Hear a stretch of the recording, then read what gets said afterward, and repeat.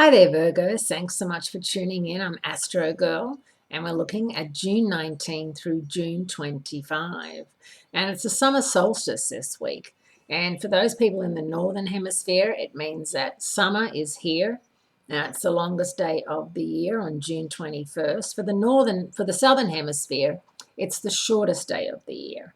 And it gets very confusing. So when I'm talking about the summer solstice and everything, people in the Southern Hemisphere have to remember they're on the opposite end of the hemisphere stick. And if I don't include you, it's not as if I'm not including you. It's just that I'm talking to the majority of the world that live in the Northern Hemisphere. Now, Virgos, for you, there's a lot of planetary play this week in Cancer, and that's your 11th house of hopes, dreams, wishes, and friendship. The people that you align yourself with, the people that you call friends, the people that you tell your deepest, darkest secrets to, you have to make sure that they really are the people you can trust.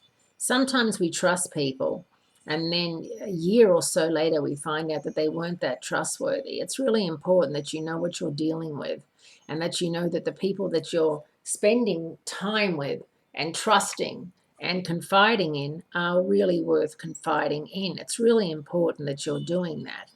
This is also one of those times when the planets that are really just based in that one sign, and then Taurus, your overseas travel, higher education, there's Venus is in Taurus, and that's another area. Do you have friends overseas that are always inviting you to come visit and you haven't done so? I think it's a really good idea that you do so.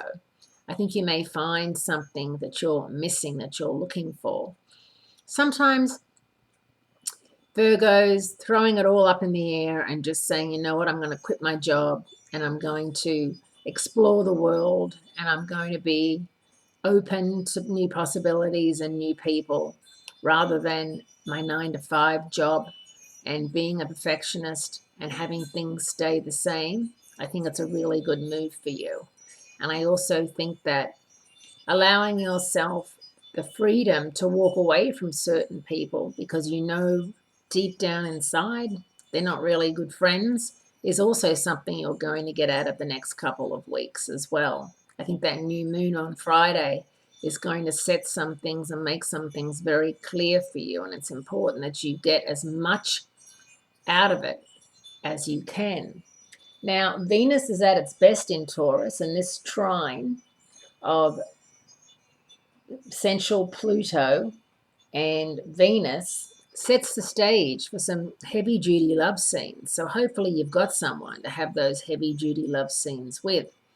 If not, it might do you to jump on some dating sites and see if you can't find some hot guy or girl that's going to work for you.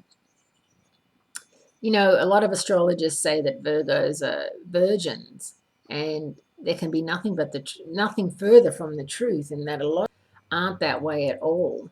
And so let's show them this week, Virgos. Let's show them what you're made of, and make your friends and sit up and take notice that you're out there, and that if you are single, that you're ready to mingle, because it's a really good week for you to meet a Cancer, a Capricorn, or a Taurus. They're all great matches for you. Have a great week. Great speaking to you.